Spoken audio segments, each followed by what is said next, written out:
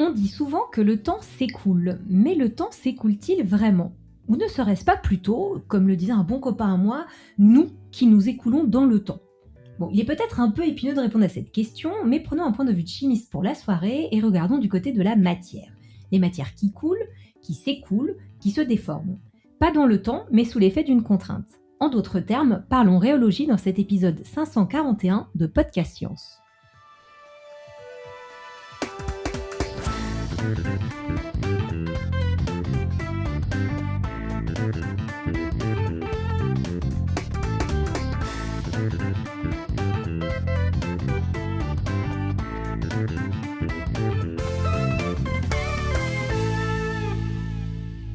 Pardon, ça me fait trop plaisir d'entendre ce générique. Et pour cet épisode chimie, donc ce sera pas moi, Claire, qui ferai le dossier, parce qu'on va être sincère, ça n'arrive plus vraiment, mais l'équipe de Podcast Science accueille pour l'émission mon fantastique collègue Arnaud, tout nouveau médiateur de l'unité de chimie au Palais, et qui a fait sa thèse sur, la rhéologie. Bonsoir Arnaud. Bonsoir Claire. Avec nous autour de la table physique parisienne, nous avons également Pierre Carniard à la Stopo. Bonsoir. En même temps, ça se passe chez lui. Et donc, de mémoire, autour de la table physique, nous avons Pascal. Salut tout le monde. Nous avons Julie. Salut. Nous avons Cléora. Coucou. Et Topo me fait signe que je n'ai oublié personne. Hourra. Je vais me taire, je vais laisser Arnaud nous raconter sa thèse. Son sujet de thèse. Moi, j'adore les titres de thèse. Commençons par le titre dans ce cas de ma thèse. Rhéologie non linéaire de gel polymère à association modulable. Donc bon, c'est toujours comme la plupart des titres de thèse, c'est à peu près imbitable. Donc pour simplifier, c'est que j'ai étudié une famille d'additifs qui sont utilisés pour contrôler la viscosité, en l'occurrence de vernis, qui sont utilisés de manière industrielle. Et donc notamment, mon objectif, c'était de comprendre comment est-ce que chaque paramètre dans ces additifs, ça peut être la chimie, ça peut être à quel point on a une plus ou moins forte concentration de ceci, ou alors si on joue sur la température, par exemple, à quel point est-ce que tous ces paramètres vont influer le comportement du vernis, à la fois quand il est au repos et puis sous écoulement. C'est important dans le cas d'un vernis parce que on va d'abord vouloir l'étaler sur une surface, donc il va être soumis à des écoulements, et puis ensuite, une fois qu'on a relevé le pinceau, on est au repos, et donc il faut bien que notre vernis ne commence pas à couler à ce moment-là. Hein? Oh, le regard de Pierre. J'ai cru que Pierre voulait poser une question. Non, moi, je me demandais Donc on va parler type... peinture, c'est ça? Ouais, j'avais demandé quel type de vernis, les vernis des peintures. Pour être plus précis, là en l'occurrence, c'est plutôt une lasure. J'ai utilisé le mot vernis parce que je trouvais que c'était plus parlant. C'était donc la lasure, donc c'est quelque chose qui va être là pour protéger le bois. On peut notamment en recouvrir par exemple des volets, ou lorsqu'on a un chalet de jardin par exemple, ça peut arriver qu'on ait envie de le protéger un petit peu. Ça laisse aussi respirer le bois au passage. Alors moi j'étais. Me dire quelle est l'étymologie de lasure, ou je sais pas d'où ça vient? Non, j'en ai aucune idée pour la lasure, je dois bien l'avouer. D'accord, ok. Je vais chercher du coup. Bienvenue à Podcast Science. C'est ça. Tu croyais que tu allais parler d'écoulement? Non, on veut la définition de l'azur. De l'azur. En tout cas, moi, j'étais vachement en amont de la lasure à proprement parler. Moi, lorsque j'ai étudié celle-ci, j'ai étudié vraiment des modèles simples, c'est-à-dire juste les additifs dans de l'eau. Et ensuite, derrière, il y a plein d'autres choses qui sont rajoutées à l'intérieur pour en faire vraiment une lasure. J'étais vraiment très, très en amont de tout ça. Probablement de l'allemand, lasure, glacis. Pas fun. Arnaud, on arrête de t'interrompre. Je peux continuer. Après, là, du coup, pour ma thèse, est-ce que on est bon? Oui. Très bien. Dans ce cas, si jamais vous voulez que je vous introduise à la rhéologie, laissez-moi vous transporter un petit peu dans le passé. Lorsque vous étiez bébé, le monde entier était à découvrir. Et donc, tel un Indiana Jones du berceau, vous avez mis la main sur de nombreux trésors. Le hochet légendaire, la couverture onirique ou la statuette de la plus célèbre des girafes. Mais ils n'y sont pas restés longtemps, ces objets, dans votre main. Les objets collectés par Indy, ils finissent dans un musée, mais ceux que votre entourage vous offrait, ils finissaient irrémédiablement dans votre bouche. Et c'est pas si bête, parce que notre bouche, c'est un formidable instrument de mesure scientifique qui va pas nous renseigner simplement sur le goût, mais aussi sur la texture. C'est un rhéomètre. Donc je souhaitais aujourd'hui vous parler de rhéologie et vous montrer que c'est un domaine scientifique où nous sommes tous des expérimentateurs du quotidien. Alors peut-être que j'avais pas l'étymologie pour la lasure, mais je peux vous proposer l'étymologie pour la rhéologie. Fantastique. Donc on a le logos pour l'étude, et puis rhéo, ça vient du grec pour couler. Donc la rhéologie, c'est un champ des sciences qui va s'intéresser à la déformation et à l'écoulement de la matière Donc on est à mi-chemin entre la mécanique du solide et la mécanique des fluides. C'est en 1928 que le terme voit le jour, même si on étudiait déjà évidemment les déformations de la matière avant. Mais c'est Eugene Bingham qui va donner ce nom à la rhéologie. Il était professeur et directeur du département de chimie du Lafayette College en Pennsylvanie. Et c'est à ce moment-là où justement ça peut peut-être un peu surprendre parce que je dis chimie, professeur de chimie. Alors que quand on parle de mécanique du solide ou des fluides, on a plutôt tendance à imaginer de la physique. En fait, la rhéologie, c'est techniquement une science physique, mais c'est avant tout une science de caractérisation de la matière, et donc elle est utile également aux chimistes des matériaux. Quand ils ont, par exemple, un matériau dont ils veulent vérifier s'il correspond bien au cahier des charges pour une application industrielle. Et en plus de ça, la déformation d'une matière, elle est toujours liée à ce qui se passe au sein de celle-ci et à différentes échelles, jusqu'à l'échelle moléculaire. Ça peut être par exemple l'organisation des molécules, ou alors leur réorganisation au cours du temps. Si jamais on chauffe le matériau, de la même manière, elles peuvent se réorganiser, ou alors si on tire dessus. Donc de manière générale, en utilisant la rhéologie, on peut en apprendre beaucoup sur la nature ou la force des liaisons chimiques qui font la cohésion de la matière. Donc moi, personnellement, pendant ma thèse, j'ai utilisé la rhéologie pour enquêter finalement sur mon matériau, en le déformant plus ou moins fort, plus ou moins vite, dans un sens puis dans l'autre. Donc c'est ça le quotidien que tu faisais pendant ta thèse, c'est-à-dire tu avais du glacis et en gros, quels sont les outils que tu utilisais pour voir la texture de ta lasure? Alors pour les outils, j'ai utilisé un outil qui est vraiment l'outil principal du rhéologue, qui est le rhéomètre. Ça aurait pu être un pinceau. À la bouche d'un bébé. Alors, malgré tout, le pinceau, ça reste quand même quelque chose qui peut être très intéressant parce que rien que comme on est en train de travailler sur des objets qui s'écoulent, c'est important de simplement les regarder s'écouler et pas simplement croire ce que dit une machine. Je vais être honnête, une grande partie des résultats de ma thèse, ils venaient simplement du fait que je prenais les pots, exactement, qui contenaient mes lasures artificielles, entre guillemets, puis que je les retournais pour vérifier, tiens, comment est-ce que ça coule ce machin-là? Mais sinon, pour avoir des résultats plus précis, j'ai utilisé un des outils principaux du chimiste qui est le rhéomètre, que j'ai déjà évoqué plus tôt. L'idée, c'est d'avoir une machine qui va pouvoir appliquer une force et mesurer la déformation du matériau qu'il va subir. Ou alors, au contraire, on peut appliquer une déformation et mesurer la force qui est nécessaire pour pouvoir appliquer justement cette déformation au matériau. Je pourrais m'inspirer, pour vous en dire un peu plus, d'une recherche qui est d'une certaine manière une manière de vulgariser la rhéologie. On parle d'auréologie, c'est un des grands rhéologues qui a inventé un petit peu ce terme. L'idée, c'était d'amener la rhéologie dans les écoles. L'idée, c'était de prendre une machine facilement imprimable en 3 dimensions qui va faire finalement la même chose que mon rhéomètre. On prend un biscuit Oreo, c'est pour ça qu'il a fait le jeu de mots avec l'auréologie. On a donc 2 biscuits, au milieu, on a une crème qui est effectivement au centre. Et souvent, pour l'ouvrir, pour accéder à la crème, on peut twister l'un des 2 biscuits. Alors ici, sur Podcast Science, on préfère les Bayoki, mais c'est pas grave. Ou les Princes, etc. On peut parfaitement imaginer n'importe quel. Les BN, on prend exactement le biscuit qu'on souhaite. L'idée, c'est donc on peut appliquer une torsion à l'un des 2 biscuits. Si on fait ça, on va déformer la crème au milieu. Le rhéomètre, il marche exactement de la même manière. Alors, un rhéomètre, ça le fait de manière très précise pour vraiment mesurer des forces, des déformations à des précisions qui sont assez extrêmes. Je veux dire que le rhéomètre, oui. C'est un auréomètre. L'auréomètre est un rhéomètre, et l'auréomètre est en plus imprimable facilement en 3 dimensions, et donc il vaut pas très cher. Donc on peut notamment, en le chargeant légèrement, il va aider à déformer justement ce biscuit, appliquer la force que l'on souhaite, et puis ensuite derrière on peut vérifier la résistance de ceci. Est-ce que tu pourrais Bien sûr. nous montrer à quoi ça ressemble auditivement? Challenge. On a 2 plaques. Ouais. Il y a une plaque qui vient se fixer sur l'un des 2 bouts du biscuit, une plaque qui vient se fixer sur l'autre des 2 bouts du biscuit. Et puis sur l'une des 2 plaques, on va pouvoir venir charger d'un côté de cette plaque des pièces de monnaie qui vont, au fur et à mesure, augmenter le poids. Ça va appliquer une torsion sur l'un des 2 biscuits au fur et à mesure jusqu'à ce qu'il finisse par céder. Et donc, à ce moment-là, on a fini par ouvrir notre biscuit. On a mesuré finalement la force qui était nécessaire pour pouvoir justement le faire céder. Mais je crois que Viviane de Syllabus a fait une vidéo. Peut-être. Ce concept-là, je le mettrai dans les notes de l'émission, parce que ça me dit quelque chose, en fait, maintenant que tu me dis ça. C'est possible. Alors, peut-être je voulais revenir rapidement sur autre chose, sur la rhéologie.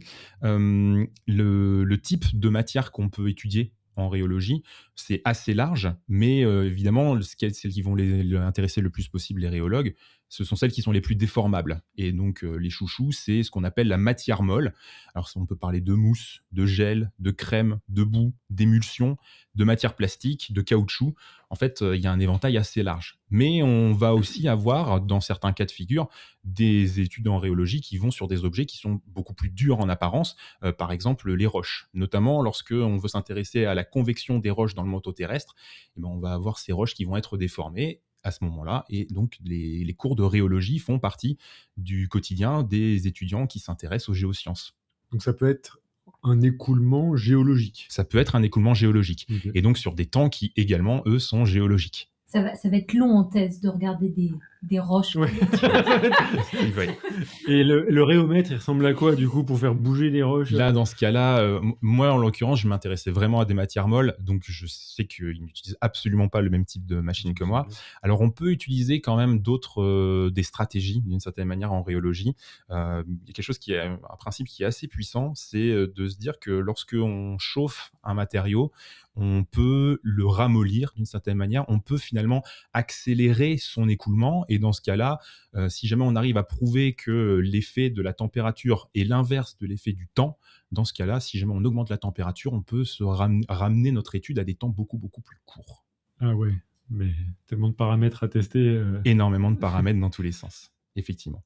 Et des applications à la rhéologie qui sont très larges. Donc, on a évoqué les géosciences, mais c'est évidemment important lorsque on travaille en cosmétique, quand on veut vérifier si notre crème est agréable pour pouvoir l'appliquer sur la peau.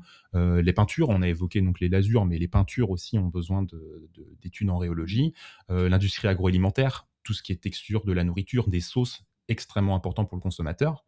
L'industrie plastique, parce qu'on va avoir besoin de vérifier ces matériaux s'ils vont pouvoir tenir en fonction des applications qui sont visées, voire même si on est capable de les mettre en forme. Imaginons par exemple une extrusion, donc lorsqu'on fait passer du plastique fondu dans une petite tête, ça c'est le cas typique, c'est l'impression 3D, on va avoir besoin de nouveau d'études en rhéologie.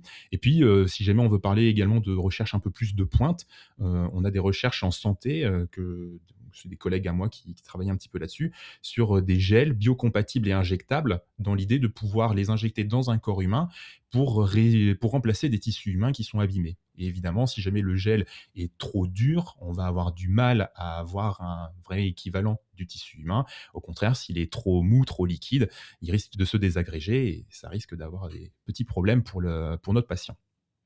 Pour continuer, je vous propose de parler peut-être un petit peu de récompenses qui ont été données à des travaux de rhéologie. Alors, on ne va pas aller du côté des prix Nobel, mais plutôt du côté des prix Ig Nobel, les parodies des prix Nobel. C'est les mieux. Voilà, moi j'adore les prix Nobel parce que vraiment la grande phrase qui leur est accolée, que c'est de la recherche qui permet d'abord de faire sourire, mais ensuite de faire réfléchir, je trouve que c'est vraiment pertinent. Et il se trouve que des prix Ig Nobel qui ont un rapport avec la rhéologie, il y en a plusieurs. Il y a celui qui est peut-être l'une des expériences dont on parle pas mal en ce moment, je vais vous expliquer pourquoi. C'est une expérience qui a été récompensée en 2005, alors qu'elle a été débutée en 1927. C'est l'expérience de la goutte de pois. Alors la pois, déjà, qu'est-ce que c'est? C'est une sorte de goudron qui peut servir d'enduit. Et généralement, donc, on la travaille chaude parce qu'à température ambiante, si on donne un coup de marteau dessus, la poix, elle est dure et cassante. Donc l'objectif, c'est plutôt de la chauffer, ensuite on l'applique et on la laisse refroidir. Oui, d'accord qu'on parle de pois POI. POIX, exactement, la poix, qui est une sorte de goudron pour vous situer un petit peu. Et donc, si jamais effectivement on donne un coup de marteau dessus rapide, on va probablement la casser, mais si plutôt que d'essayer de la frapper, on essayait de la déformer de manière très lente. Et bien, c'est ce que le professeur Thomas Parnell a essayé de montrer à ses élèves. Il voulait notamment montrer que même des matières dures comme la poix, à notre échelle en tout cas de temps, ce sont en réalité des liquides qui sont très visqueux. C'est-à-dire qu'ils peuvent couler si on leur laisse suffisamment le temps. Ce qu'il a fait comme expérience, c'est de prendre de la poix chaude, il l'a mise dans un grand entonnoir qu'il a bouché, Il a laissé refroidir la poix pendant 3 ans, histoire d'être vraiment bien au repos et d'avoir évidemment la poix qui est bien refroidie. Ensuite, il a ouvert l'entonnoir et nous voilà partis pour l'expérience de laboratoire en continu la plus longue du monde. Vous pouvez chercher, il n'y en a pas d'autre. Et donc, si l'expérience elle a commencé en 1927, elle a vraiment, d'une certaine manière, l'écoulement, lui, a commencé à partir de 1930. Est-ce que vous voulez essayer de deviner combien de gouttes de poids ont réussi à couler de cet entonnoir en à peu près 100 ans? 9. 9? Exactement. Bon, bah, C'est on 9. fait pas un chiffre alors. 9 gouttes. Donc on peut Wow. estimer qu'il y en a à peu près une tous les 10 ans qui tombe, sachant que donc la dernière était en 2014. On s'attend donc à ce qu'on ait peut-être prochainement une nouvelle goutte qui tombe. Et c'est pour ça notamment qu'en ce moment, je vois pas mal d'articles de vulgarisation scientifique, de la presse vulgarisée, qui sont un petit peu en alerte, qui rappellent que cette expérience existe parce que on risque bientôt de voir un événement qui est quand même assez historique. On peut réserver notre place? Comment ça se passe? Il y a des pré-résades pour voir la goutte? Alors, si on va être sur place, a priori, il faut travailler à l'université alors c'est l'université du Queensland, donc c'est à Brisbane en Australie. Donc, je pense que c'est pas demain la veille que l'un d'entre nous sera là-bas pour voir l'expérience. Par contre, il y a une webcam qui filme en permanence l'expérience. Donc, vous pouvez aller regarder, notamment sur Internet, sur le site The Tenth Watch. Donc, Mais je crois que la 9e, il y a eu. Oui. Mais la 8e, ils avaient raté. Même s'ils avaient déjà mis un Ouais. système de caméra ou un truc comme ça. Je crois qu'ils ont multiplié les caméras maintenant parce qu'il y en avait une qui Ah était ouais. tombée Oui. en panne, je crois, ou un truc. Exactement. Des Wow. Exactement. Il y a 10 caméras de sécurité, quoi, au cas En où. gros, sur les 7 premières chutes, il y a eu à chaque fois, enfin, il n'y avait pas de webcam à ce moment-là, évidemment. On est entre 1930 et peut-être, je sais plus, mais on n'est pas encore à l'époque des webcams. Donc à ce moment-là, il y a eu plusieurs personnes qui se sont relayées. Donc il y a eu Thomas Parnell et puis ensuite il y a son successeur John Mainstone qui a surveillé l'expérience pendant 52 ans. Quand même, c'est assez important de le dire. Et donc sur tout ce temps-là, sur ces 7 chutes de gouttes, il n'y a pas eu une personne qui a pu voir une goutte tomber qui était vraiment au bon moment pour la voir. Mm. Ensuite, donc, il y a eu la mise en place de la webcam. Et donc là, on parle de la huitième goutte. Il y a eu, si je me souviens bien, c'est un coup de foudre, ce qui a fait sauter les plombs au moment où, effectivement, la goutte est tombée. Donc vraiment, c'est le sort qui s'acharne. Hein, voilà. La 9e, à ma connaissance, elle a été observée, la chute par webcam. Sauf que on peut pas vraiment dire que c'était une vraie chute à proprement parler parce que le bécher qui collecte les gouttes de poids, il commençait à tellement se remplir que quand la goutte a fini par suffisamment tomber, elle a impacté, finalement, elle est rentrée en contact avec les gouttes du dessous, qui étaient dans le bécher. Donc, est-ce qu'on peut vraiment parler d'une vraie, véritable chute de gouttes? Il y a probablement eu des influences à cause de ce soutien des gouttes en dessous. Donc, ils ont remplacé le bécher. Maintenant, on est avec un bécher propre, tout neuf. Donc là, normalement, on est bon, là. Normalement, on est bon. Et d'ailleurs, il y a encore le bécher avec les gouttes qui restent, qui étaient déjà coulées, qui est sur le côté. On peut le voir sur la webcam en direct.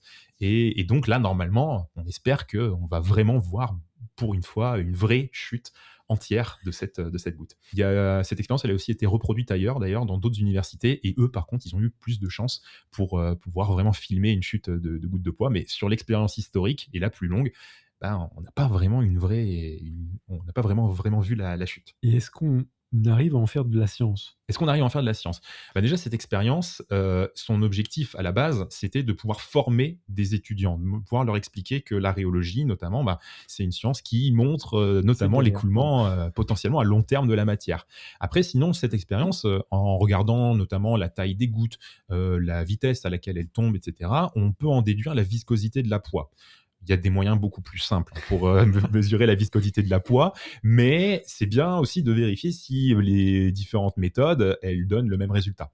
Alors, la viscosité de la poix, elle peut varier pas mal. Hein. Elle varie notamment en fonction de la température, pas mal. Et il se trouve que d'ailleurs, c'est pour ça aussi que les chutes de gouttes, elles ont pas mal ralenti sur les quelques dernières dizaines d'années, parce qu'on est passé aussi à un bâtiment climatisé. Là où avant, il n'y avait pas de climatisation, la température avait tendance à monter plus haut et donc ça coulait un peu plus vite. Là, on a un peu ralenti le rythme. Et sinon, donc là, on est sur une viscosité qui est à peu près 200 milliards de fois supérieure à celle de l'eau. C'est à peu beaucoup. près ça. C'est beaucoup. C'est beaucoup. C'est un peu difficile de se l'imaginer, en fait, à notre échelle. Bah si, Et t'as de la poids. bah, voilà, il faut juste regarder pendant très longtemps. À la limite, il y a quelque chose que moi j'ai pu observer chez moi, et peut-être que vous l'avez observé chez vous, un écoulement d'une matière qui, à la base, on a l'impression quand même que ça se comporte un peu comme un solide quand on le laisse tranquille, c'est la pâte adhésive, type pâte à fixe par exemple. Moi, la mienne chez moi, elle coule. Je l'ai sur mon Ah. mur, et puis au fur et à mesure, je vois que mes posters, ils descendent. Puis je vois bien une traînée de cette pâte à fixe qui reste sur le mur. Donc c'est probablement parce qu'elle est peut-être un petit peu de mauvaise qualité, mais voilà, la pâte adhésive, on peut l'observer chez soi à l'échelle de quelques années, on peut voir la pâte couler. Et sinon, il y a également d'autres objets géologiques qu'on peut voir à l'échelle entre guillemets humaine se déformer, les glaciers par exemple. Alors après, les glaciers, c'est un cas un peu particulier parce qu'ils se déforment, mais ils glissent aussi sur le sol rocheux, au passage. Donc c'est une combinaison de plusieurs choses qui font que les glaciers s'écoulent, mais on arrive quand même à mesurer des variations dans certains glaciers, des écoulements vraiment au sein du glacier même. Oui, on renvoie d'ailleurs à une chronique que nous avait fait Alexa sur les glaciers différents près de son coin, dans les Alpes. Que je ne connais pas, donc c'est pour ça que je botte en touche. Je me suis dit, c'est pour l'anonymat, le respect des vies privées. Moi, je sais où elle habite. Non, mais je sais, mais il y a Egvert notamment, qui est un de ses pseudos. Alors c'était un premier prix Ig Nobel, mais il y en a eu d'autres. Et celui-là, c'est peut-être aussi l'un des plus célèbres. C'est le prix Ig Nobel sur la rhéologie des chats. Oh oui. Voilà. Alors on n'est pas. C'est Les chats coulent. Exactement. C'est parti de cette blague un petit peu d'internet qui est de dire que les chats sont liquides. Et pourquoi est-ce qu'on dit que les chats sont liquides? Parce qu'ils s'adaptent à la forme du récipient dans lequel ils s'installent. Exactement. Et ça, c'est finalement une des définitions qu'on peut adopter généralement quand on parle d'un liquide. Il épouse le contenant. Effectivement, quand vous prenez un chat, notamment un chat qui peut être un petit peu dodu par exemple, qu'on le met dans un lavabo, et effectivement, il va épouser parfaitement le lavabo, ou alors dans des pots. Vous pouvez trouver plein d'images de chats dans des bocaux, même des chatons dans des verres de vin. Bref, il y a de tout à la fois. Internet existe pour ça. Exactement. Pour les vidéos de chats. Et donc le chercheur là en question, c'est un certain monsieur Fardin qui est rhéologue. Et il s'est dit qu'il allait partir de cette blague un petit peu pour illustrer des problèmes de rhéologie avec justement des notions modernes de rhéologie. Et notamment, il introduit cette notion il y a vraiment une notion temporelle dans la rhéologie. Il y a un temps qui permet de décrire la relaxation d'un matériau. Si jamais on prend la poix de tout à l'heure, donc elle est solide si jamais on la sollicite sur un temps court, si on tape dessus, mais par contre elle va être liquide sur un temps qui est très long. Et il y a un temps, entre guillemets, un petit peu intermédiaire qui est celui qui va conduire à son écoulement justement. À partir de ce temps-là, on peut considérer qu'elle commence à se comporter comme un liquide. Alors pour un chat, on peut voir un petit peu ce temps parce que c'est beaucoup plus court, ce temps caractéristique. Si on prend un chat, il va se comporter lorsqu'il se balade dans la pièce comme un solide. Et puis, si jamais ensuite derrière il se pose quelque part, il va lentement couler, s'étaler, etc. Et à ce moment-là, on peut considérer que c'est un chat liquide à ce moment-là. Oui. Et donc, on peut mesurer son temps caractéristique qui est de l'ordre généralement de, on va dire, quelques minutes en fonction du chat. Au bout de quelques minutes où il va s'être posé, il va commencer déjà à bien s'être étalé. Ouais, c'est un fluide un petit peu bizarre, hein, parce que généralement, il se pose, et puis après, il se relève, et puis après, il se repose. Et puis, ouais. Et là, en plus, c'est un fluide actif. Alors, ouais. Il va avoir sa propre énergie, il va pouvoir se réactiver lui-même. Donc, c'est un problème qui est incroyablement compliqué si jamais on rajoute ça dans l'équation. Mais si on prend juste le chat, quand on le pose par terre, est-ce qu'il est en train de s'étaler ou pas? Et à un moment donné, il finit forcément par se relever. On espère, en tout cas pour lui. Et s'il y a une porte-fenêtre dans l'histoire, c'est encore pire. Une porte-fenêtre, ouais. Et ce qui est intéressant, c'est que là, donc, dans il y a vraiment un article entier de vulgarisation des concepts de rhéologie autour des chats. On parle par exemple de phénomènes qui peuvent avoir lieu dans certaines solutions, certains matériaux mous, qui peut être le vieillissement. En fonction du vieillissement, on peut avoir des modifications des propriétés. Imaginons qu'on ait une mayonnaise. Notre mayonnaise, si jamais on la prend maintenant ou si jamais on la prend dans 3 ans, peut-être qu'elle ne va pas exactement se comporter de la même manière. Il va peut-être avoir des choses à l'intérieur qui se sont passées et qui vont modifier la manière dont elle s'écoule. En tout cas, Podcast Science se retire de toute responsabilité de gens qui mangent de la mayonnaise de vieille de 3 ans. Évidemment. Je tiens à le rappeler. Si vous pouvez bien fermer. Par exemple, pour le chat, ça peut dépendre de son âge. Un chat qui est jeune, un chat qui est jeune, il va être beaucoup plus énergique et donc il va mettre beaucoup plus de temps avant de se relaxer et de couler. Là où un vieux chat, bon, voilà, dès qu'on l'a posé par terre, il va avoir tendance à s'étaler. Est-ce que ça s'applique sur la poix? Parce que maintenant, c'est une vieille poix. Ça s'applique finalement un petit peu à la fois, ça s'applique en fait à plein de matériaux. Il y a une grande partie des matériaux vont se comporter de cette manière. Il y a des autres exemples qui peuvent être, on va dire, du quotidien, parce qu'on peut les côtoyer, notamment si on a des enfants. Ça peut être des jouets type Silly Putty ou slime, ou par exemple pour le slime, les ingrédients, c'est des polymères, donc ce sont des très longues molécules, et puis on rajoute à l'intérieur des beaucoup plus petites molécules qui viennent faire des ponts entre ces grandes molécules. Et les liaisons chimiques qui ont lieu entre le polymère et cette molécule pontante, c'est des liaisons chimiques qui sont réversibles. Donc elles peuvent se former, elles peuvent ensuite d'ailleurs se casser, etc. Elles vont pas arrêter de se faire et défaire. Donc si on les laisse tranquilles, comme elles se font et défont, le matériau, si jamais on le laisse simplement tranquille, comme il va vouloir avoir tendance à s'étaler de manière générale, ben, le fait de casser les liaisons, les refaire, va l'aider justement à pouvoir s'étaler à la manière d'un liquide. Alors il va mettre quand même un bout de temps avant de le faire, mais il va le faire. Et par contre, si jamais on le sollicite de manière beaucoup plus rapide, là, les liaisons chimiques qui existent, elles n'ont pas le temps de se défaire. Donc si jamais je tire très fort, là, les liaisons qui existent, qui n'ont pas le temps de se casser, elles vont retenir le matériau dans l'ensemble et ça, il va se comporter comme un solide élastique. Donc l'expérience à faire, si vous voulez tester, c'est prendre vraiment un slime qu'on achète dans un magasin de jeux, par exemple. On le laisse s'écouler si jamais on le prend dans les mains. On le laisse lentement couler le long de ses doigts, etc. Et puis ensuite, on le récupère, on fait une boule, on tire très fort dessus. On va casser la boule un petit peu comme si on avait tiré sur un élastique, comme un élastique classique.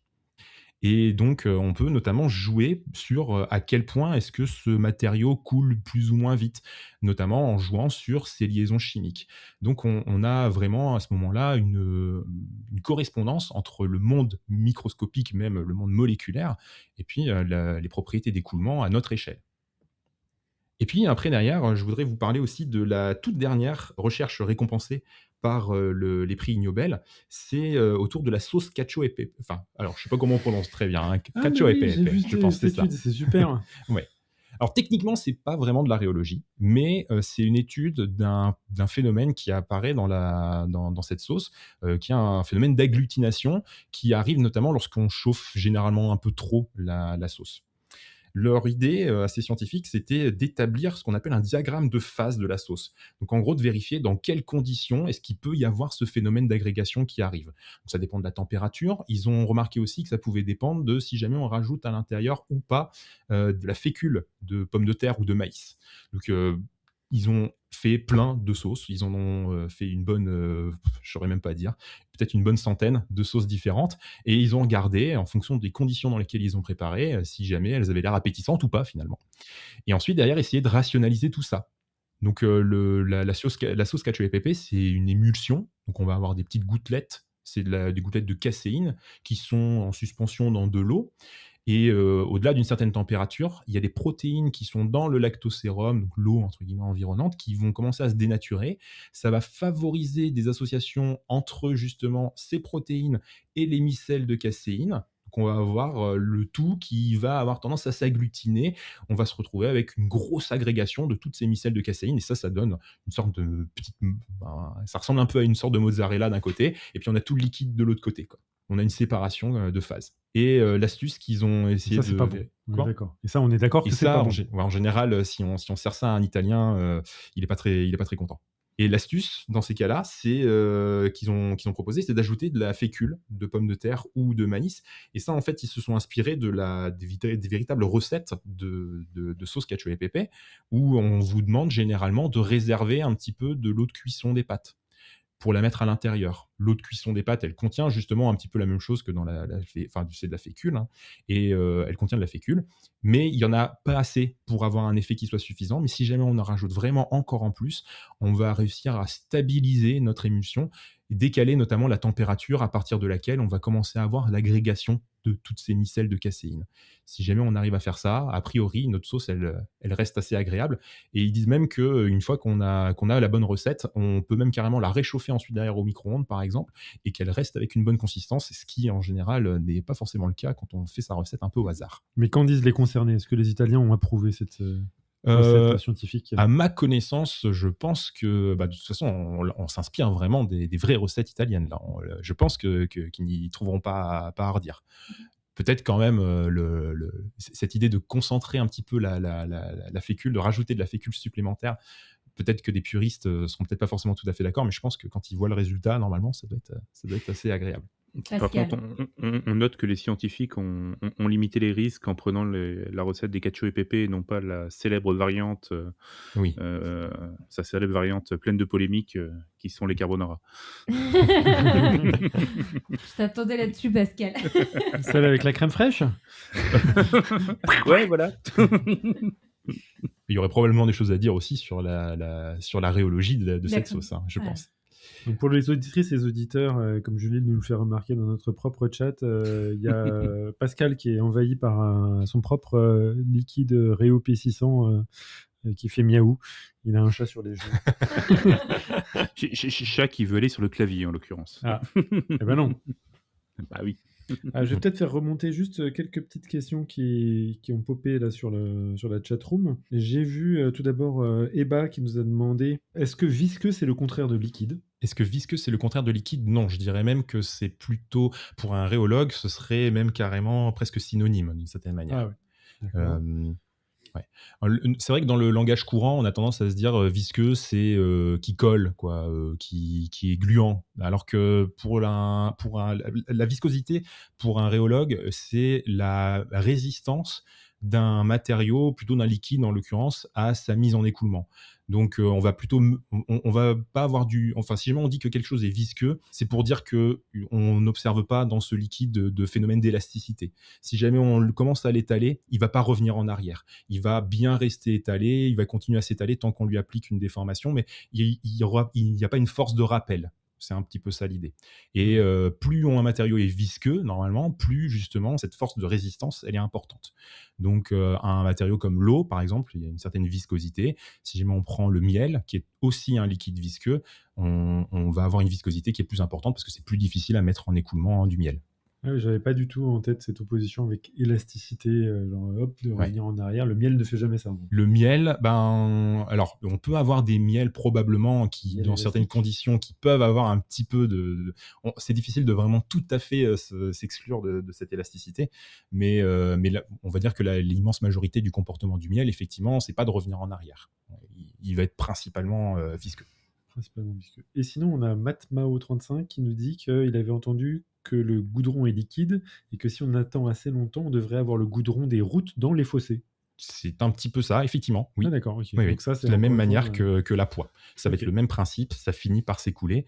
Alors ça veut dire aussi que si jamais on prend une voiture, qu'on la gare à un endroit, si jamais on attend suffisamment longtemps, alors il faudra attendre vraiment très très très très très très longtemps, techniquement la voiture s'enfonce peut-être un petit peu dans le goudron et qu'on pourrait commencer à avoir une déformation de la chaussée à cause de ça. Mais là on est sur des expériences de pensée parce que c'est des temps qui sont tellement grands qu'on sort complètement des cadres habituels de pensée. Ok, ok. Mais comme pour la poix, ça dépend aussi de la température. Et ça dépend de la température, oui. En été, il n'est pas rare de voir le goudron se déformer pour le coup. C'est vrai. C'est vrai. J'ai le souvenir dans ma lointaine jeunesse d'avoir entendu que c'était le cas également du verre. Je ne sais pas si ça n'a pas été Oui. réfuté d'ailleurs. Alors le verre, c'est un peu compliqué parce qu'il y a du vrai et du faux.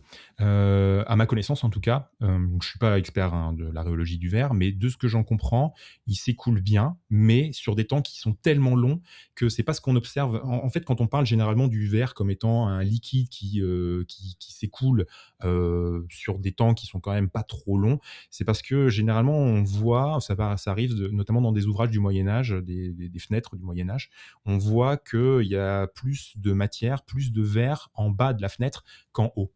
mais la raison, c'est pas que le verre a coulé au fur et à mesure vers le bas de la fenêtre, ce serait plutôt que les artisans, ils avaient du mal à faire des fenêtres, des plaques de verre parfaitement plates. Et quand ils se retrouvaient donc avec un endroit où il y avait un peu plus d'épaisseur, un endroit où il y avait un peu moins d'épaisseur, pour des raisons de stabilité de la fenêtre, pour essayer de faire en sorte qu'elle casse pas tout de suite, on avait plutôt tendance à mettre la partie la plus grosse vers le bas et la partie la plus fine vers le haut. Donc en fait, c'est ce qu'on voit, c'est pas un écoulement depuis le Moyen Âge du verre vers le bas, c'est juste la conséquence du travail des artisans, de la manière dont ils posent les fenêtres. Par contre, si on attend techniquement suffisamment longtemps, oui, on pourrait voir une fenêtre couler. Il y a aussi autre chose, c'est que, et c'est vrai, la structure du verre, elle est un petit peu désordonnée comme dans un liquide. Et donc ça nous donne aussi l'idée que peut-être ça pourrait couler, mais c'est pas parce qu'on a une structure qui ressemble à celle d'un liquide que forcément ça va s'écouler aussi rapidement qu'un liquide habituel comme l'eau, par exemple. Sauf quand on chauffe. Sauf quand on chauffe ensuite derrière. Et là, on arrive encore sur d'autres caractéristiques. Le verre fondu, c'est un sujet d'étude aussi important pour la rhéologie, mais que je maîtrise vraiment pas. Alors, on a donc une autre question de Matmao 35. Qu'est-ce qui fait qu'un truc est visqueux ou non? Qu'est-ce qui provoque cette élasticité d'un point de vue physique ou chimique? Alors, pour l'élasticité, par exemple, ça va dépendre de plusieurs paramètres, mais il va falloir qu'il y ait dans tous les cas, il va falloir qu'il y ait des forces qui aient lieu au sein du matériau. Un exemple classique, c'est les élastomères. Les élastomères, c'est des matériaux comme les élastiques qu'on a à la maison, hein, par exemple, qui ont justement des propriétés élastiques. Si on tire dessus, ils reviennent en sens inverse. Ça vient notamment du fait qu'il y a régulièrement des points où les polymères qui le constituent, c'est très longues molécules, elles vont être reliées entre elles. Ça va, si jamais on tire dessus, les polymères vont pouvoir s'étirer, s'allonger, mais jusqu'à une certaine limite, entre guillemets. Puis ensuite, derrière, si jamais on laisse tranquille, le fait qu'il y ait ces nœuds qui bloquent d'une certaine manière un petit peu les polymères entre eux, il y a une mémoire comme ça de à quoi ressemblait l'agencement avant. Si on laisse tranquille, tous les polymères eux-mêmes sont un peu des sortes d'élastiques en beaucoup, beaucoup plus petits. Ils vont se recroqueviller sur eux-mêmes. Tout le réseau va se recroqueviller sur lui-même et on va se retrouver avec des propriétés élastiques. Est-ce que tu dis que c'est plus chimique parce qu'il y a ces ponts entre polymères ou c'est quand même avec des aspects physiques parce que, je sais pas, moi, c'est comme un ressort? Il y a des aspects physiques et chimiques, entre guillemets. Alors, tout va dépendre de la nature des liaisons qui permettent de lier les polymères entre eux. Dans certains matériaux, ça peut être vraiment des liaisons chimiques. Dans certains autres matériaux, ça peut être plutôt, on va dire, du ressort de la physique. Ça peut être, par exemple, ces longues molécules, elles peuvent s'emmêler les unes dans les autres. Si jamais on prend, par exemple, aussi la gélatine. La gélatine, c'est 3 hélices, entre guillemets, de molécules qui vont s'entortiller les unes dans les autres, un peu comme si on avait fait une sorte de Scooby-Doo, d'une certaine manière. Ça se fait à suffisamment basse température. Si jamais on chauffe, on peut ensuite derrière les désemmêler. Donc, à basse température, ça va se comporter un petit peu comme un élastique, d'une certaine manière. Alors, ça va être aussi cassant, au passage, mais si on les déforme un tout petit peu, ça va plutôt se comporter comme un élastique. Ils vont revenir à la position initiale. Et pour la viscosité, c'est souvent la possibilité d'avoir des déplacements au sein de la matière, ou alors, et puis ça va s'accompagner aussi de frottements, principalement. Si jamais on a un matériau où on a des petites particules qui peuvent donc glisser un petit peu les unes par rapport aux autres, dans ce cas, pour un liquide, on va parler effectivement de liquide visqueux, et puis en frottant les unes contre les autres, ça va dissiper un petit peu d'énergie, et ça va définir à quel point est-ce qu'on doit nous appliquer plus ou moins de force. C'est finalement ça la viscosité. Alors, la chatroom est on fire. C'est le baptême du feu, non? On a Sébastien M de 2426 qui pose la question: si on appuie très fort sur du verre, est-ce qu'on le déforme même un peu? Est-ce qu'on le déforme même un peu? Alors, on va lui appliquer des déformations. Ça, même, on peut l'essayer avec une fenêtre. On peut un petit peu pas la mienne, déformer. s'il te plaît. Non, voilà. En appliquant une force contre la fenêtre, alors on va pas la sentir probablement, cette déformation, mais on est en train de le déformer de manière un petit peu élastique. Ensuite, derrière, le verre, vu la force qu'on aura appliquée, ce sera pas grand-chose. Il va revenir à sa position initiale, même si on l'aura un tout petit peu déformé, donc il va se comporter comme un élastique, entre guillemets, à ce moment-là. Ok. Et après, derrière, si on le déforme suffisamment fort, c'est ce qui se passe lorsqu'on le fait tomber par terre, le verre. Dans ce cas-là, il va y avoir des fractures qui vont apparaître. Dans ce cas-là, on va parler, on va pas parler de plasticité dans ces cas-là, on va parler un petit peu d'autre chose. Mais Et puis je suis en train de me dire qu'apparemment, un podcast science, il faut qu'on fasse un dossier sur le verre, parce qu'en plus, il y a plusieurs compositions oui. du verre, et entre ce qu'on appelle verre pour Oui. le grand public et ce qu'on appelle verre pour un chimiste, c'est Ça pas peut être très toujours, différent, oui. ouais, donc à creuser, peut-être, je vais inviter, je vais inviter une doctorante qui fait une thèse sur le vieillissement du verre. Je vais vous faire toute la saison qui vient à podcast science, je vais écouter tous les collègues. Il y a Est-ce d'autres qu'il y avait questions, d'autres là, chat? questions ou... c'est bon. Non, très bien, super. Ben dans ce cas, oui, je vous ai parlé aussi du fait que j'utilisais donc une machine qui s'appelait le réomètre, où l'idée c'est donc d'avoir 2 plaques. J'ai une plaque du bas, entre guillemets, sur laquelle je mets mon échantillon que je voulais étudier. Et ensuite, derrière, j'ai une plaque plus haute au-dessus qui finit entre guillemets le sandwich. Et puis, je faisais tourner cette plaque du haut. Donc, j'appliquais par exemple une déformation ou une force à mon matériau, et puis je mesurais ses propriétés comme ça. Donc ça, c'est la manière de faire pour obtenir des courbes. Mais comme je disais, ça peut être intéressant de regarder les matériaux s'écouler. Et ça, en fait, on le fait au quotidien à la maison. Alors déjà, je pense qu'on a tous déjà utilisé du gel hydroalcoolique. On a mesuré la résistance à l'étalement de ce gel hydroalcoolique en se le mettant dans les mains. Et puis, on est aussi capable d'avoir une idée de certains temps caractéristiques. Par exemple, le temps caractéristique qui fait des filaments, de construction des filaments dans le gel hydroalcoolique, c'est ça qui va nous donner généralement la sensation de est-ce qu'il est plus ou moins collant. Généralement, quand on arrive sur certaines gammes de temps caractéristiques où justement les filaments ils durent suffisamment longtemps, là on n'aime pas trop ce type de gel hydroalcoolique. Ça, voilà. Ça pègue. Exactement, ça commence à péguer. Peg. Ça pègue. Après, on a aussi, donc notre peau permet de faire des tests de rhéologie quand on applique une crème, par exemple. On a notre bouche, qui a un rhéomètre super performant, parce qu'on peut faire tout un tas de déformations différentes. On peut écraser notre aliment, on peut appliquer des mouvements de torsion, si on bouge la langue, par exemple. On peut étirer un chewing-gum, par exemple. Tout ça, on va au passage en plus derrière mesurer des forces avec notre langue qui est sensible donc au toucher, et on est capable de voir des comportements qui sont en tout cas des sensations qu'un rhéomètre serait complètement incapable de repérer.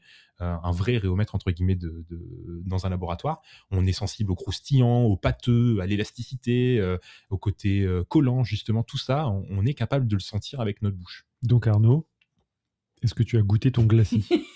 Est-ce que j'ai goûté mon glacis? Bah écoute, tu es en train de me vendre ton rhéomètre personnel. Est-ce que tu as fait ça pour la science? J'aurais bien aimé goûter franchement, je vais être franc, j'aurais bien aimé goûter mes échantillons à moi, mes sortes de lasure là. Malheureusement, pas comestibles, mais franchement. Et est-ce que ça se fait dans le métier? Est-ce que ça se fait dans le métier? Je suppose que lorsqu'on travaille sur imaginons par exemple, les personnes qui ont travaillé sur la sauce ketchup et pépé, j'espère qu'ils n'ont pas tout jeté quand même, parce que bon. Oui, non, mais est-ce que on peut faire des mesures subjectives, bien entendu, mais avec la bouche, qui finissent en figure dans un article scientifique Et je sais pas si. Alors moi, j'ai vu par exemple des articles où ils parlaient de la rhéologie du gel hydroalcoolique, et l'idée c'était de faire d'un côté des mesures dans un rhéomètre et donc avoir des mesures vraiment précises avec des temps caractéristiques, etc. Et de comparer ces mesures avec le ressenti des personnes quand ils appliquaient justement ces gels hydroalcooliques sur leur peau. Et en fonction donc de leur réponse, on se rendait bien compte, tiens, ce paramètre-là, il est particulièrement important. Puis si jamais il atteint cette valeur, là, on commence à avoir quelque chose qui peut être assez agréable pour le consommateur. Et c'est des données qui, ensuite, derrière, peuvent être intéressantes pour les industriels, évidemment. Très bien. Bon, un peu déçu. Simplement, utiliser sa bouche toute seule pour pouvoir faire un article, je ne suis pas sûr. Il y a quand même effectivement tout un pan où on est de la recherche en rhéologie, où on s'intéresse vraiment au ressenti humain. Ouais, on a la même référence avec Matmao 35, parce que moi, le fait que tu en parles, ça m'a fait immédiatement penser à Valentine de Sciences de Comptoir qui lèche les cailloux, etc. Ah oui. N'importe quel géologue. Donc, voilà. Non, c'est vrai, mais moi, personnellement, ce que je Donc les rhéologues sont moins friands. On est d'accord, c'est pas pour tester la viscosité des cailloux qu'elle les lèche. Non, mais il paraît que tu peux, sur le terrain, avoir certaines informations sur la porosité des roches et même la composition minéraux. Moi, ma manière de faire, c'était de prendre mes flacons d'échantillons et de les retourner. voire carrément de mettre mon doigt dedans, voilà, avec des gants quand même, on sait jamais. Normalement, ça va, c'est quand même des choses qui sont pas très dangereuses, hein. Je pouvais les toucher sans les mains, enfin sans les gants, mais je préférais effectivement au cas où, on sait jamais. Et après, sinon, si jamais j'étudiais d'autres phénomènes, peut-être que j'aurais eu envie effectivement de mettre la bouche dessus, parce que par exemple, quand on fait de la cuisine, on va rencontrer tout un tas de phénomènes qui sont importants en rhéologie. Donc par exemple, réussir à former une émulsion, c'est essentiel quand on veut faire une bonne mayonnaise. Hein. Donc, ou alors quand on veut battre des œufs en neige, on va incorporer de l'air dans le blanc d'œuf. D'ailleurs, il y a un effet qui est assez intéressant, c'est un effet qu'on appelle l'effet Weisenberg. C'est lorsqu'on a notre batteur qui est en train de battre dans l'œuf, on va avoir le blanc d'œuf qui va remonter, vous avez peut-être déjà observé Oui. ça, qui remonte le long du batteur, le long du bâton, entre guillemets, du batteur. Il va falloir battre les œufs. Parfois, je fais la cuisine, puisque j'ai déjà vu ce fait. On n'y croit pas, Ouais. mais Ça marche encore mieux quand on bat pas très fort. En fait, quand le batteur est pas très bon, et qu'on commence pas tout de suite à intégrer de l'air. Le batteur, Donc, voilà, je fais la cuisine une fois par an, pas mais je la toi, fais pas mal. le manipulateur, bien entendu. Je crois que j'ai déjà vu des gens qui le faisaient, et ça marchait assez bien, je crois, avec le type de fouet qu'on peut utiliser pour émulsifier le lait quand on veut se faire un matcha ou un cappuccino à la maison. En utilisant ça dans du blanc d'œuf, on voit que le blanc d'œuf Ça remonte le long du truc. Alors franchement, l'explication là derrière, c'est un enfer. C'est des mathématiques. Il faut aller calculer des histoires de tenseurs. Bref. Robin. On va pas rentrer dans les détails, mais voilà, on observe des effets qui sont ultra importants en rhéologie, parce que ça, par exemple, c'est des effets qui peuvent aussi se retrouver lorsque on est en train, par exemple, d'homogénéiser un baril de pétrole, quelque chose. Quand on est en train de touiller dans un... On n'est plus dans ta cuisine, là. On n'est plus dans la cuisine. Mais donc, c'est des effets qu'on voit dans notre vie quotidienne et qui ont vraiment des enjeux industriels assez importants.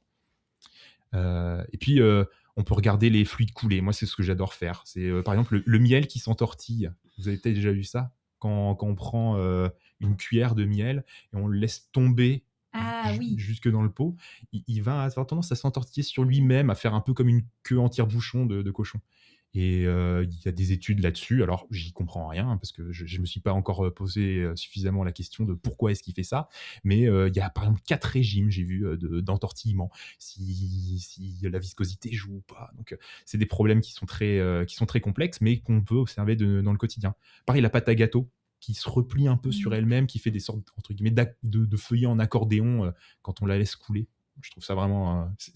honnêtement, observer mes échantillons, ça m'a appris beaucoup pour ma thèse, et donc régulièrement, j'essaie de regarder autour de moi tout ce qui me fait penser à de l'écoulement, à de la déformation de la matière. C'est une déformation pro suite à ta thèse. C'est une déformation professionnelle. C'est vraiment une déformation professionnelle. Très joli. Il y a une poésie dans la rhéologie, donc c'est ça qu'on peut conclure. Mais ce n'est pas la conclusion de ton, de ton passage, justement. Je voulais parler peut-être peut-être un des grands classiques également de la rhéologie, et qui parle à beaucoup de personnes, notamment généralement quand on a des enfants, c'est les fluides non newtoniens. La maïzena avec de l'eau. Alors justement, c'est ça la recette. Ça marche bien, effectivement. Alors donc déjà, il faut se poser la question, ce que c'est un fluide newtonien. Oui, pardon. Ouais. On est des sales gosses, pardon. Ah non, mais c'est super intéressant, parce que justement, ça montre qu'il y a plein d'exemples différents, et c'est un petit peu là où je voudrais aller. Pour dire que le mélange eau et fécule de maïs, c'est un exemple de fluide non newtonien, mais qu'il ne faut pas en oublier d'autres qui sont tout aussi intéressants selon moi. Donc déjà, voilà, qu'est-ce que c'est un fluide newtonien ? Newtonien, ça veut dire que la viscosité du fluide, elle ne dépend pas de la vitesse à laquelle on est en train de le déformer. C'est le cas de l'eau, par exemple. Si jamais je touille très fort, très vite dans un verre d'eau, ou si jamais je touille lentement, la résistance du matériau, de l'eau, elle sera toujours la même. Ça veut pas dire que, par exemple, si jamais je chute de 4 étages dans une piscine, que je vais m'en sortir indemne. Si jamais je fais un gros plat, je vais justement, comme l'eau, elle va résister quand même, elle va résister de la même manière. Si jamais je vais très vite, ça veut dire qu'elle va du coup donner une très grande force. Donc c'est pour ça qu'on peut se blesser grandement, et qu'on dit généralement que l'eau, quand on impacte à très haute vitesse, qu'on peut se blesser, et que c'est un peu comme si on rentrait dans un mur, quoi.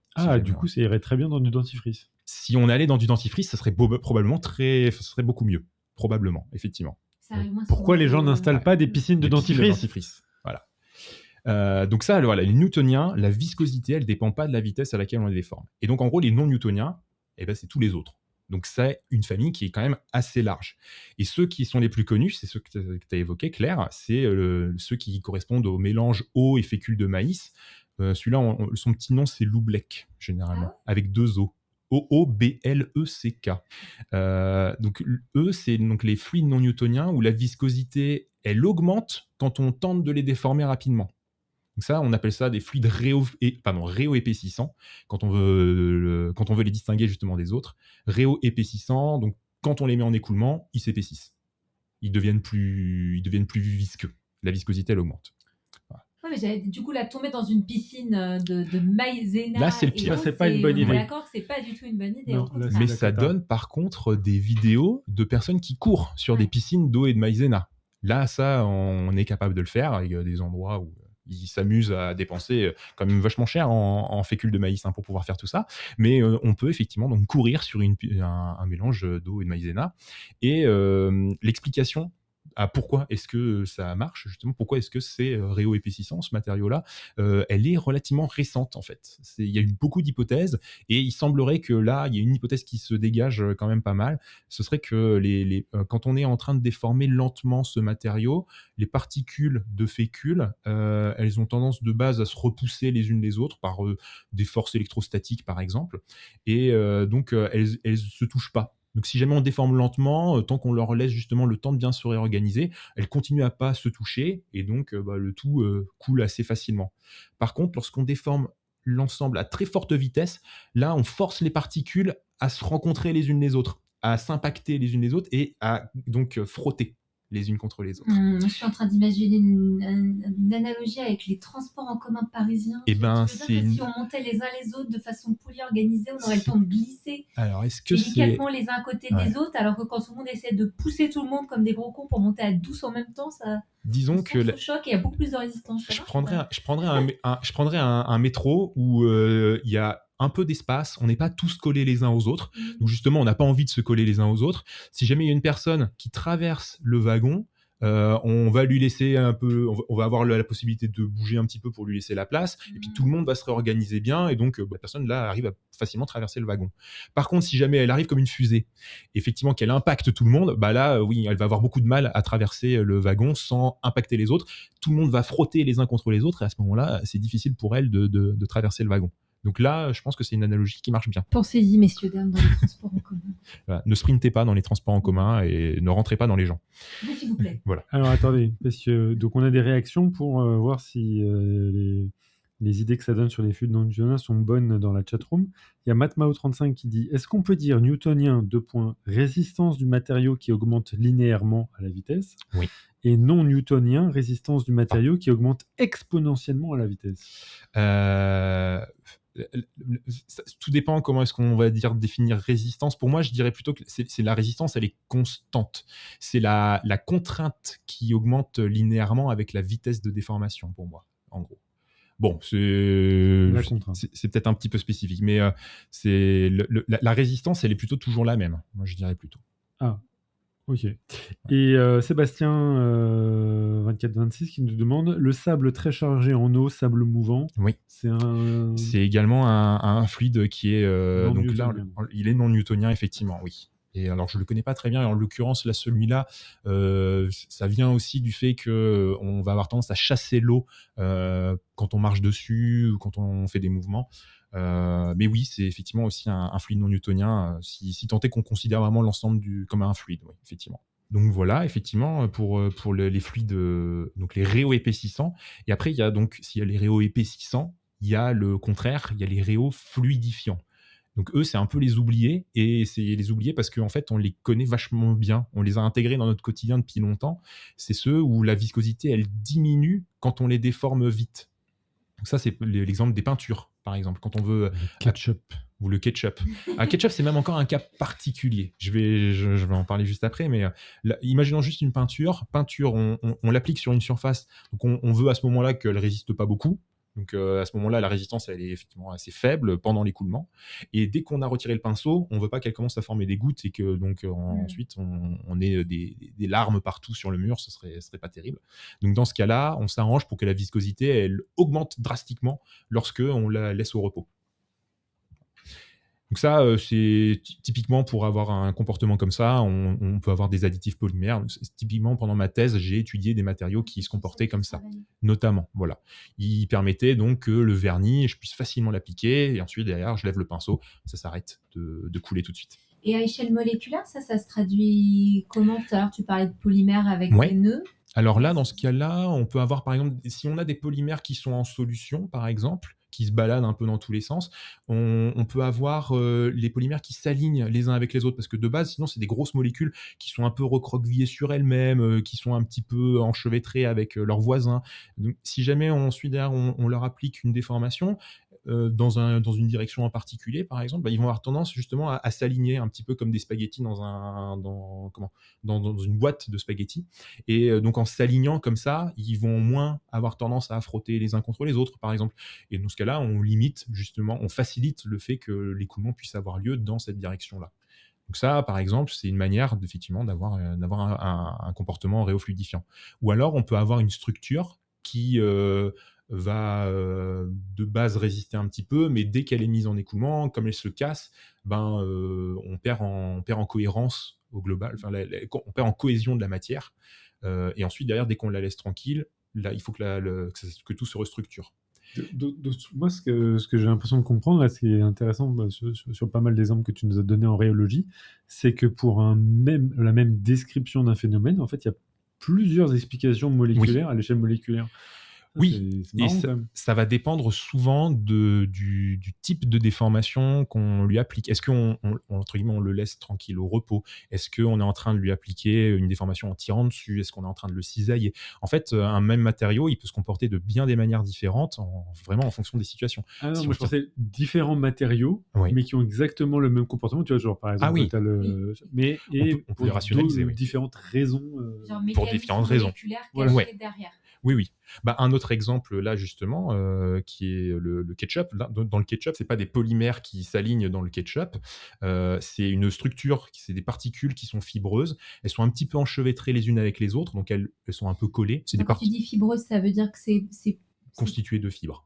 Ok. Voilà. C'est des petits... Non, mais par rapport aux polymères, parce que fibres, polymères, spaghettis, tu vois, ça vrai. fait plusieurs échelles de taille de molécules. Là, on est sur des objets qui sont beaucoup plus gros. C'est les petits bouts de tomates, entre guillemets, qui se baladent dans le ketchup, si tu veux. Ah, mais c'était marrant. Est-ce que Pierre se fout de ma gueule avec mes questions? Ça veut dire quoi, fibreux? Constitué de fibres. Non, mais attends. Oui, bon, d'accord. C'est vrai que j'étais un petit peu... un petit peu direct. Non, mais voilà. Il faut imaginer alors, je ne saurais pas dire quelles sont vraiment la taille des particules des particules de tomates dans le ketchup. C'était quoi, mais les molécules? Tu n'as pas Eléa sous la main. Donc les petits bouts de tomates là comme ça, ils sont un petit peu collés les uns avec les autres, quoi. C'est ça qui fait que lorsque on sort le ketchup du frigo, on retourne juste la bouteille, si on l'aide pas particulièrement, le ketchup il reste dans le fond de la bouteille et puis parce que tout est bien collé, toutes les particules sont bien collées les unes avec les autres, tout se retient et il y a rien qui tombe, quoi. Et par contre, on peut casser cet agencement. On peut casser ces liaisons qu'il y a entre ces particules-là ici. Si on arrive à faire ça, on peut faire ça en secouant très fort notre ketchup. Dans ce cas-là, on a cassé tout ce qui permettait à la matière de bien être en cohésion. Et donc, dans ce cas-là, il peut facilement s'écouler. C'est ce qui donne le fait de faire réussir à facilement sortir le ketchup de la bouteille, d'en mettre sur ses frites, sur soi et sur le voisin d'en face, généralement. Et là, en l'occurrence, donc ça ressemble effectivement à de la réofluidification, mais c'est un cas qui est légèrement particulier parce que la structure, elle va se casser au fur et à mesure de la sollicitation qu'on lui donne en secouant par exemple la bouteille, et puis elle va se reformer ensuite derrière au fur et à mesure lorsqu'on a remis la bouteille dans le... Et ça se régénère. Et ça se régénère lentement. Quand il y a une dépendance comme ça temporelle de la viscosité, on va parler de thixotropie. De quoi ? Thixotropie, c'est encore un mot. On aime bien tout catégoriser, donc très bien. C'est très proche de la réofluidification, la thixotropie. Simplement, ça dépend du temps en plus. Ok. C'est pas subjectif, justement, ce temps nécessaire pour... D'une certaine manière, oui, c'est un petit peu subjectif. Est-ce qu'on arrive à le mesurer ou pas? Généralement, Alors, c'est pas que ça. En réalité, si on demande vraiment, si on peut aller regarder... c'est des histoires dans les courbes. Est-ce que ça dépend plutôt de la dérivée, de telle ou telle grandeur? Mais de manière générale, à notre échelle, et pour le podcast, là, on peut en rester à cette approximation-là. Effectivement, est-ce qu'on voit que la récupération, par exemple, de la viscosité après coup, elle demande un certain temps ou pas? Et puis après, il y a tu as évoqué le dentifrice. Là, le dentifrice, moi, je le qualifierais de fluide à seuil. Et c'est aussi un cas particulier donc de fluide non newtonien. Les fluides à seuil, c'est ceux où ils vont se comporter comme des solides tant qu'on ne leur a pas appliqué une force suffisamment importante pour qu'ils commencent à s'écouler. Donc, c'est le cas de la mayonnaise, le dentifrice, par exemple. Il y a une sorte un peu de barrière d'énergie à fournir. Et puis ça, si on reprend par exemple l'exemple du métro bondé, alors là, il faut vraiment imaginer un métro qui soit vraiment bien bondé, où tout le monde est déjà au contact les uns avec les autres. On est déjà tous en train de se déformer plus ou moins parce qu'on est compressé par les autres. Et là, il va falloir qu'on force vraiment le passage pour réussir à déformer encore plus les gens dans le métro, pour réussir à les faire se déplacer les uns par rapport aux autres. À ce moment-là, si on arrive à fournir suffisamment d'énergie, on arrive à s'extirper du métro. J'ai souvent eu cette image de tube de dentifrice, moi. Ouais. Quand je sortais de la ligne 13. La ligne 13, la ligne... Enfin, il y en a beaucoup qui peuvent... Ouais. Voilà. Et puis, je voulais aussi peut-être vous dire 2-3 mots sur la rhéologie, ou plutôt les concepts de rhéologie ou de matière molle dans la pop culture. Ah oui. Parce que je trouve ça vraiment intéressant. Déjà, les inventions en termes de rhéologie, en tout cas de nouveaux types de matériaux un petit peu rigolos, ça peut venir justement de besoins pour notamment l'industrie du cinéma. Le slime qu'on connaît comme le jouet qu'on peut acheter, il est constitué donc d'alcool polyvinylique. Comme je le disais tout à l'heure, c'est des très longues molécules. Et ensuite derrière, la molécule qui vient faire des petits ponts entre ces molécules d'alcool polyvinylique, c'est une molécule qui s'appelle le borax, et qui fait donc des liaisons chimiques qui sont réversibles. Donc, si on lui laisse suffisamment le temps, ça peut s'écouler. Si jamais on lui laisse pas suffisamment de temps, il y a ces liaisons qui résistent, et donc on a un comportement plutôt solide. Et donc, ça donne un matériau qui s'écoule lentement, et puis c'est un matériau qui du coup est vachement mou, qui est agréable au toucher pour un jouet, mais qui est aussi rigolo parce que si jamais on arrive à enfermer de l'air à l'intérieur, ensuite derrière on fait s'échapper l'air, ça fait... Ah, la pâte à prout. Et c'est effectivement l'invention de la pâte à prout. A priori, si j'ai bien compris, c'était pour l'industrie du cinéma que ce matériau-là en particulier a été inventé pour essayer justement de simuler les P pour le cinéma. Plutôt que d'enregistrer des vrais P, on enregistrait des bruits de pâte à prout.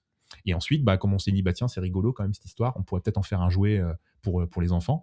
Ça a donné donc les pâtes à prout qu'on a chez soi, peut-être. Et puis, c'était les années 90 en général où ça a bien marché. Et puis, les jouets, la mode des jouets dégueux, il y en a eu plein. Suite à Ghostbusters, par exemple, aussi, des films qui ont montré de l'ectoplasme, ce genre de matière. À chaque fois, c'est du slime, en fait. Il y a même carrément une chaîne de télé américaine où je crois qu'ils n'arrêtaient pas de se balancer du slime sur les intervenants. C'était vraiment une chaîne qui était, pour les enfants, qui était vraiment consacrée quasiment au slime pendant un temps, et qui a vraiment... ça a vraiment perméé dans l'imaginaire collectif américain c'est trop rigolo, c'est dégueu, voilà. Maintenant, tu as plein de chaînes ASMR qui utilisent du slime, justement. Et ça, c'est la deuxième vague, je dirais, du slime, parce qu'il y a eu la vague c'est trop bien, c'est dégueu, et là maintenant la vague c'est plutôt on essaie de trouver des textures plus agréables. On met des paillettes dedans maintenant. On met des paillettes, on met des petits diamants, etc. On s'amuse quand même un petit peu. Moi-même, du coup, j'ai acheté une boîte où il y a écrit dessus ASMR. Je joue moi-même tout seul, juste avec mon slime, et puis je regarde un petit peu les différences. Ce qui est rigolo, c'est que je vois bien que pour certains, ils changent. Est-ce qu'il le met dans son réomètre? On ne le saura pas. Si seulement j'avais accès à un réomètre chez moi. Mais non. Ça bouge. N'étant plus dans mon laboratoire de thèse, j'ai plus l'occasion. Mais il y en a certains, j'ai l'impression qu'ils se comportent de manière assez similaire à ce que j'ai fait en thèse. Non, ne mettez pas le slime dans votre bouche, ok? Non, pas dans la bouche, effectivement. Par une petite déformation de chimiste, on ne mange pas le slime. Je l'avais pas capté, et effectivement, tu as bien raison de rappeler quelques règles de sécurité. On n'écoute pas Topo. Ouais. Ce qu'on peut mettre dans la bouche... De toute façon, en podcast science, on décline toute responsabilité pour tout ce que je dis. Les expériences que vous ferez avec vos enfants, vos chats, votre slime, vous faites... Ce qu'on peut mettre dans la bouche, par contre, c'est du poulet Et peut-être que ça vous rappelle un film où il y a un robinet à poulet. Ah, l'aile ou la cuisse. Dans l'aile ou la cuisse. Ouais. L'aile ou la cuisse avec Dans, la funeste. dans l'usine Tricatel. Je me quand- souviens pas qu'il y avait ça. Bien sûr. il- La donc, bouffe plastique. ouais. Donc là, il y a la salade, par exemple, effectivement, qui est élastique. Cool. Donc, c'est intéressant aussi d'un point de vue rhéologique de se dire comment est-ce qu'ils ont fait pour quoi est-ce qu'elle est faite leur salade. Donc, les feuilles élastiques, d'accord. Et puis ensuite, derrière, il y a la reconstitution des animaux. Donc, ils partent d'une juste d'os de poulet, qui sont une petite carcasse de petits poulets. Et puis, il y a un gros robinet qui fait un truc un petit peu dégueu par-dessus. Et puis, Tu crois qu'ils utilisent de la pâte à prout pour le bruitage? là, c'est moi qui le faisais complètement à la bouche. Ah, là, en l'occurrence, je sais plus est-ce qu'il y avait un bruit. Je crois que c'est pour le poisson qu'il doit y avoir un bruitage de mémoire. Elle est terrible cette scène. Moi, ça m'avait horrifié enfant cette. Moi, je l'ai vu assez tardivement et je n'ai aucun souvenir de ce que vous me décrivez là. Genre, je pense que j'ai fait un blackout tellement ça devait me choquer. Mais En gros, ils prennent les os, donc soit d'un poulet, soit d'un poisson, et puis ensuite derrière, ils font couler une substance autour, et ensuite il se passe quelque chose, on ne sait pas trop quoi, probablement ça chauffe, etc. Et ça donne la forme d'un poulet, de la viande du poulet autour. Donc là, c'est plutôt une manière de représenter des principes de rhéologie du poulet qui coule, qui est plutôt pas très agréable. Hein. Après, ça peut remonter même un petit peu loin. Il y a la pâte magique, entre guillemets, alors pas magique et scientifique, plutôt du professeur Tournesol. Alors, est-ce que vous avez vu Tintin et le lac aux requins? Oui, Il y a rien mais je du me tout. souviens Quoi moins que l'aile ou la cuisse. Tintin et le lac aux requins, donc c'est pas une BD originellement, je film. crois. C'est à la base, c'est un film d'animation. Scénario original, c'est pas une adaptation de. C'est ça. Et après, ils l'ont BDifié, Ouais. entre guillemets. Mais donc, dans Tintin et le lac C'est aux requins, animé. c'est animé. Ouais. C'est dans la lignée, hein, finalement, des adaptations, justement, qui étaient des bandes dessinées en dessin animé. Et puis, ils ont continué, ils ont fait On une pourra nouvelle pas aventure. illustrer cette remarque avec n'importe quelle illustration parce qu'on a des différends avec Moulinsart. Les ayants droit, ils sont... Ouais. Ouais, j'ai un droit DRG. Mais en l'occurrence, dans cette aventure de Tintin, le professeur Tournesol, il invente une machine qui émet des ondes. Alors, je ne sais pas exactement ce que c'est, mais peu importe. On va considérer que ces ondes, elles permettent de contraindre certains matériaux. Et puis, il met un objet sur un bord de la machine. De l'autre côté, il met une sorte de patte. On ne sait pas trop ce que c'est.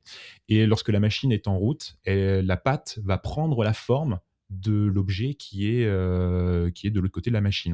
Donc il fait ça notamment avec des chapeaux, par exemple, des Dupont et Dupont. Il prend le chapeau melon des Dupont et Dupont, il les copie, et puis une fois qu'il y a la copie qui marche bien, il les met sur la tête et ça se met à couler. Et ça, c'est un problème, c'est qu'il a en fait utilisé sa pâte, là c'est probablement un fluide qui est réo-épaississant, donc quand on le met sous contrainte, il prend bien la bonne forme, mais dès qu'on le laisse au repos, en posant par exemple ce faux chapeau sur la tête, ça se met à couler de nouveau. Ça reprend des caractéristiques de liquide. Donc il aurait mieux fallu utiliser plutôt un fluide à seuil. À ce moment-là, on arrive à le mettre en forme, et puis une fois qu'on le laisse tranquille, là, il se comporte toujours, il reste comme un solide. Il faut juste ensuite derrière pas trop solliciter le chapeau. Et puis après, ce que je trouve intéressant aussi, c'est que les notions de texture, ça peut aussi parfois faire un peu peur. Donc il y a des films où on va avoir des monstres qui sont gélatineux, qui vont être visqueux, etc., qui vont commencer à attaquer les gens. Et puis c'est aussi des grands classiques dans les jeux vidéo. On va avoir aussi de différentes textures qui peuvent être intéressantes. Et j'aimerais bien un jour réussir à faire une sorte de, je sais pas, de conférence où j'aimerais essayer de déduire des choses de la chimie, de la structure vraiment de ces monstres à partir de la manière dont ils sont représentés dans les jeux vidéo. Par exemple, le Pokémon Métamorphe. Je me disais, il y avait un Pokémon. Il y avait forcément un Pokémon qui est une sorte de... un peu rose-violet, exactement, dégoulinant. Alors celui-là, il y en a deux en fait. Du coup, il y en a un qui est rose, il y en a un qui est violet. Donc choisis ton préféré. Celui qui est un peu dégueu, qui est violet, c'est Gros Talmorve, qui lui du coup, bien son nom, du coup. lui, il est vraiment probablement que si je devais le décrire, ce serait vraiment juste un fluide visqueux, un liquide visqueux. Donc c'est peut-être juste une solution de polymère quelconque, sans grande interaction entre ces polymères. Et puis après, Métamorphe, lui, il peut prendre la forme d'un petit peu ce qu'il veut. il peut se transformer en les autres Pokémon. Donc là, on va avoir peut-être des propriétés de fluide à seuil, par exemple, qui peuvent être intéressantes. J'aimerais essayer de pouvoir un peu décrire la chimie qui pourrait exister derrière. Alors évidemment, c'est censé être un être vivant, donc ça ne marcherait pas. Mais essayer de réfléchir un peu à quel matériau dans notre monde se rapproche le plus de ce monstre-là. Métamorphe, je suis en train de regarder sur internet en même temps, je révise ma culture Pokémon. Ça me fait aussi un peu penser aux Barbapapa, là, non? Ouais, les Barbapapa, Barbapapa, pareil. C'est toujours intéressant de voir ce genre de fluide. On en trouve finalement dans beaucoup, beaucoup, beaucoup de médiums. Et puis, il y en a un autre exemple que j'aime bien, c'est le gluant de Dragon Quest. Une petite boule bleue. Donc c'est souvent le type d'ennemi qu'on rencontre dès le début du jeu. Et là, on voit bien qu'il ne se comporte pas de la même manière que les choses dont j'ai parlé avant. C'est probablement probablement plus proche du gel, de l'hydrogel plutôt. On va avoir des polymères qui vont avoir vraiment des associations fortes entre eux. Et donc, si jamais on tire dessus, on arrive à le casser. Et par contre, il ne va pas couler, lui. Tant que tout est relié, tous ces polymères sont bien reliés entre eux, il n'y a pas de raison qu'ils puissent se séparer les uns des autres et que l'ensemble puisse couler. Donc, il y a tout un tas de textures, tout un tas d'agencements possibles de la matière à l'intérieur de ces monstres que je trouve assez intéressant. Et de manière générale, si jamais vous voulez aller un petit peu plus loin, parce que bon, j'ai peut-être survolé certains sujets, certaines caractéristiques de la rhéologie, il y a également des bandes dessinées qui ont été, donc on les appelle les Rheology Comics. C'est un projet qui a été financé par la Société de Rhéologie, donc avec laquelle j'ai fait des conférences pour la Société de Rhéologie quand j'étais en thèse. Et puis, voilà, maintenant, ils font carrément des bandes dessinées. Déjà, et l'objectif, c'est c'est qu'il y a une société. de rhéologie. Il y a toujours plein dès qu'on parle d'un domaine scientifique, il y a des associations de plein de chercheurs. Tu sais. Spécialiste de poids. C'est génial. Et donc, là-dedans, il y a 3 BD qui ont été publiées. Je crois qu'il y en a une par an depuis 2023, quelque chose comme ça. Et il y en a une qui est en français. Malheureusement, les 2 autres ne sont pas encore traduites en français, mais normalement, c'est censé venir à un moment donné. Et la première, c'est justement celle qui est disponible, c'est sur la rhéologie des chats. Voilà. Ça a l'air trop bien, hein. L'idée étant d'aller un petit peu sur le terrain de M. Fardin, là, dont je vous ai parlé plus tôt, qui explicitait des concepts de rhéologie, avec donc à chaque fois des chats pour illustrer tout un tas de comportements différents.